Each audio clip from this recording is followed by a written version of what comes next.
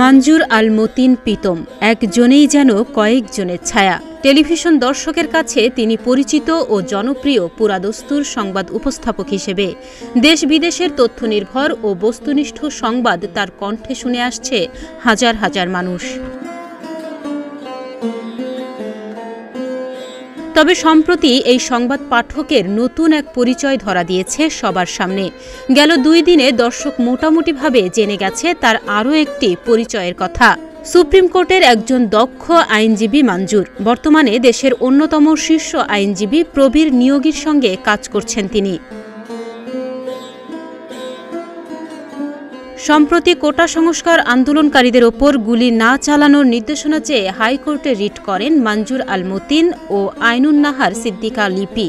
এরপর থেকেই সামাজিক যোগাযোগ মাধ্যম সহ বিভিন্ন প্ল্যাটফর্মে চলছে মঞ্জুর চর্চা। ইউটিউব, ফেসবুকে মঞ্জুরের বলা 2 দিনের কথা রীতিমতো ভাইরাল। অনেকের কাছেই এখন সাহসিকতার এক নাম মঞ্জুর।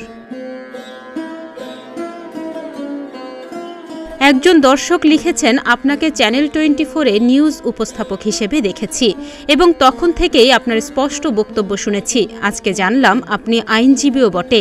আপনার এই সাহসিকতা ও স্পষ্টবাদিতা দেখে সত্যিই মুগ্ধ। সেলুট জানাই আপনাকে। অন্য একজন লিখেছেন, আপনাকে আমি এতদিন মিডিয়া কর্মী হিসেবে জানতাম, কিন্তু আজ দেখলাম নতুন রূপে। সাহসী আইনজীবী হিসেবে জোরালো ভূমিকা রাখার জন্য ধন্যবাদ। অন্যজনের ভাষ্যে, যে মা ওনার মতো সাহসী আইনজীবীকে জন্ম দিয়েছেন সে মাকে আমার অন্তরের অন্তঃস্থল থেকে ধন্যবাদ এবং সেলুট জানাই। মঞ্জুর 2004-05 সালে ঢাকা বিশ্ববিদ্যালয় থেকে ব্যাচেলর অব ল করেছেন। 2008-09 সালে ইন্টারন্যাশনাল হিউম্যান রাইটস নিয়ে মাস্টার্স অব ল সম্পন্ন করেছেন।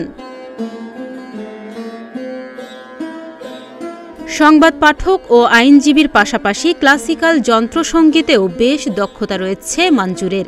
তার শারদের সুরে বেজে ওঠে রাগ ভৈরবী থেকে শিবরঞ্জনী।